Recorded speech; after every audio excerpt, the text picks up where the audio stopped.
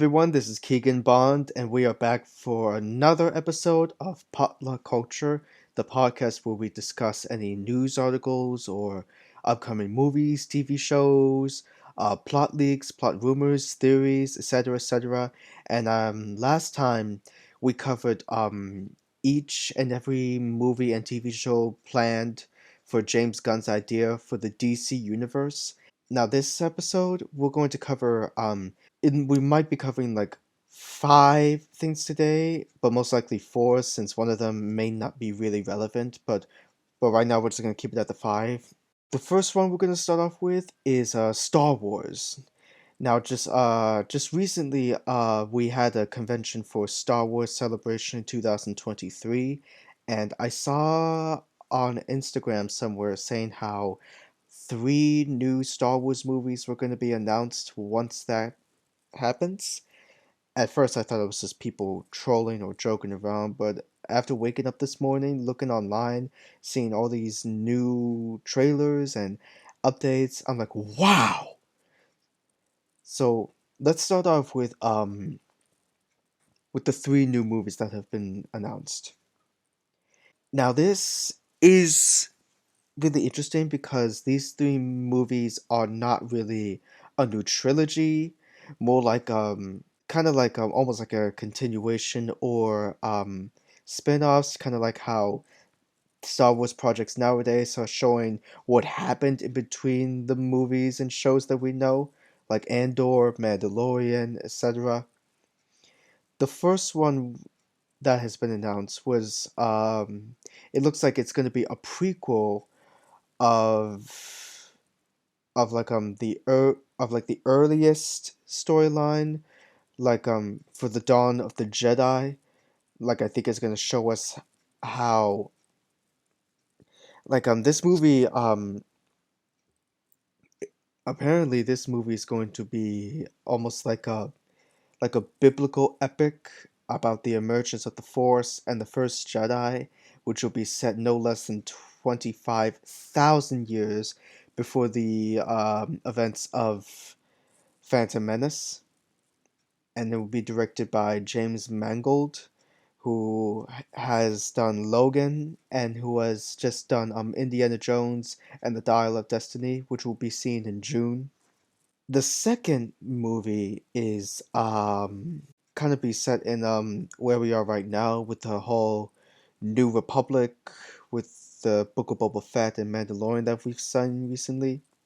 It's going to be almost like a it's going to be like a showdown against the New Republic and the last remnants of the Empire, which I'm sure we will be seeing more of once we get further into season 3 of The Mandalorian.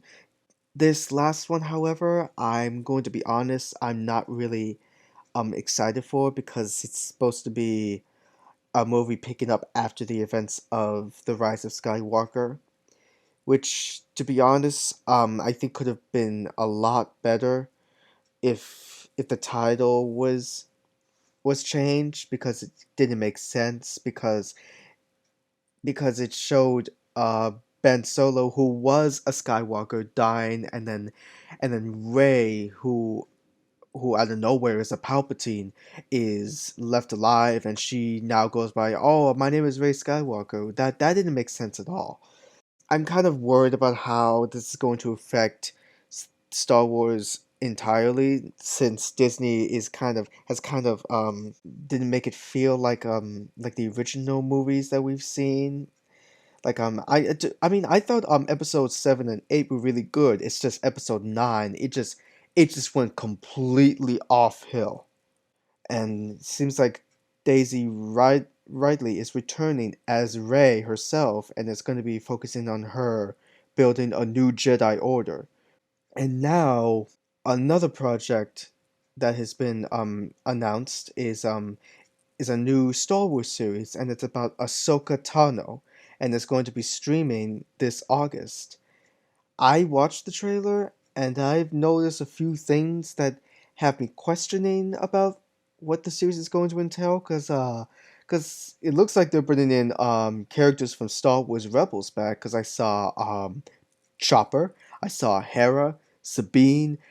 I think I saw Grand Admiral Thrawn as well, and I'm pretty sure I saw a small glimpse of a holographic image of Ezra in the trailer.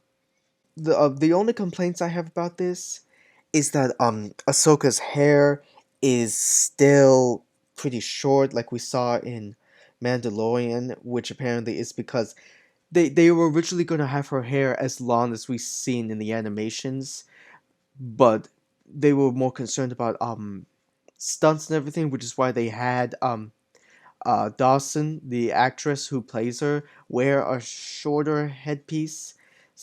I'm like, why? Come on.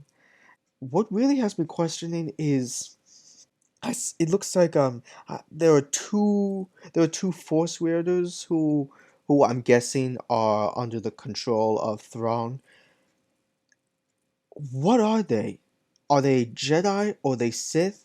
Because their lightsabers were like an orange, like pure orange, and I'm like, is this an order that we've never heard of? Is this an order long forgotten? Are they going to explain this to us? Because it made no sense.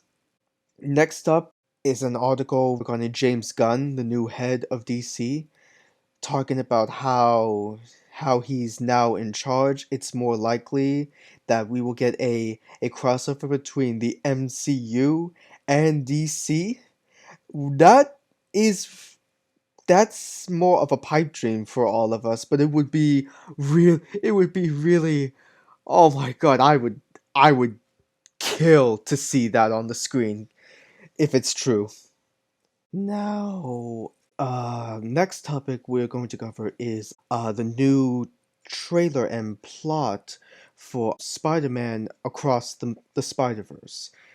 I when I first got news about this sequel coming out, and I saw images of like that I thought was gonna be the main villain, the Spot, I figured, oh, I think it's just Miles meeting up with some multiversal friends again, going up against the Spot because he must be a danger to the multiverse. But after watching the second trailer, I'm like, oh, maybe it's not what I thought it was. I think they're taking a different turn here, because because when I watched the trailer, I think it's gonna start off focusing on Miles of living his life as the new Spider-Man, how he's struggling to balance school and being a vigilante, especially with his parents, trying to keep it a secret from them.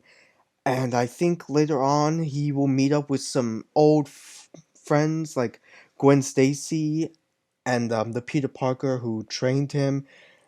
And I believe the 2099 Spider-Man, Miguel O'Hara, which I'm learning for the first time. I didn't even know his name. All I knew he was from that year.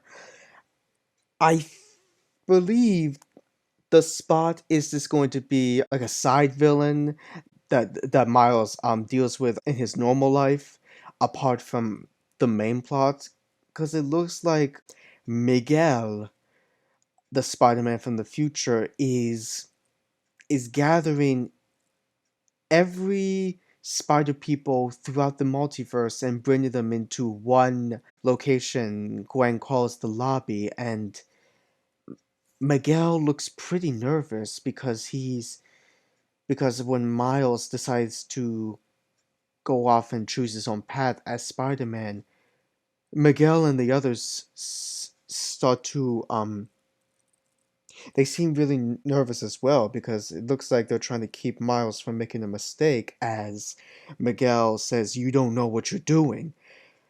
I have a theory, thinking of what Miguel said to Miles in the trailer, was which I did not see coming. I don't think any of us saw this coming, but it turns out he mentions the events of Spider-Man No Way Home, as he mentions, "Don't even get me started on Doctor Strange and that nerd back on Earth 19999," which is what we originally started calling the universe where the Marvel Cinematic Universe takes place, until we were rectified by that, hearing hearing that's called Earth 616, watching Doctor Strange in the Multiverse of Madness. So now I'm confused. Does does that universe have a right name or not? I can't choose between the two. All I know is that he thoroughly mentioned No Way Home. So I believe Miguel may be one of the other beings out of the multiverse who are starting to see things are starting to come out of balance, or things are going to start coming apart, or if something's coming. Like, what if what if Miguel is speculating or knows that Kane and his variants are now coming together against common foes, now that spoiler alert for Quantum Mania, that the Kane that we saw in Quantum Mania was killed by Avengers and not variants of himself, which made his variants realize how differences made them blind to the bigger picture, which is why I believe the Council of Kings called in every other King variant into one place for conquest or revenge. And yeah, I think that's what's happening here based on Miguel's reactions and the mention of No Way Home. We're gonna go with this next. This one is gonna be the last one because now I'm realizing the fifth one is not really relevant because it's more of just like a small rumor. Anyway, this next one, Harry Potter. Now I saw online like a couple days ago how HBO Max is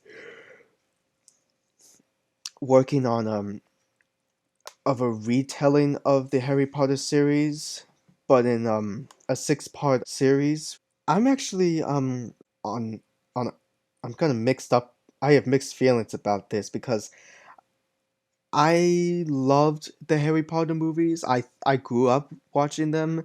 I don't know if they're going to count the Fantastic Beasts movies because, well, it is Harry Potter, but it's decades before Harry.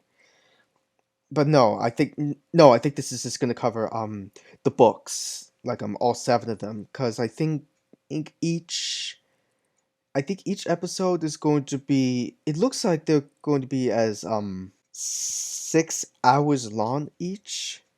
That way it's covering each book one by one.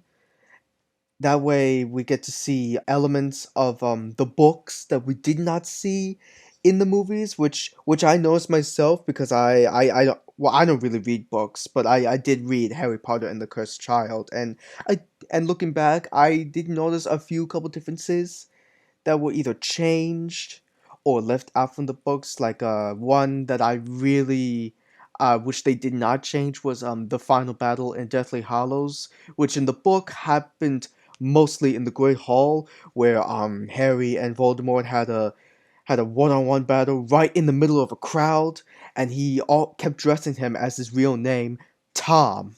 And he fully elaborated how the Elder One was not working for him because Harry disarmed Draco, who disarmed Dumbledore, something like that. Uh, Actually, yeah, I think that's all we're gonna cover here. This is actually a shorter podcast than I thought it was gonna be.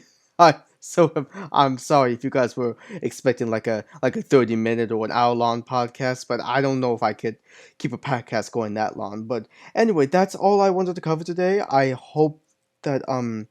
hope some of you guys are hyped up for some of these because I'm certainly hyped up for this new Star Wars thing, and I am kind of hyped up for this new Harry Potter thing, and I'm definitely hyped for this promise James Gunn has for us. And I'm if you guys want to read more about these yourselves, I'll just put links to these articles um in the description, so you could just read more of it. That way you can pick up the things that I might have forgotten to cover on this. But yeah, anyway, that's all I wanted to cover.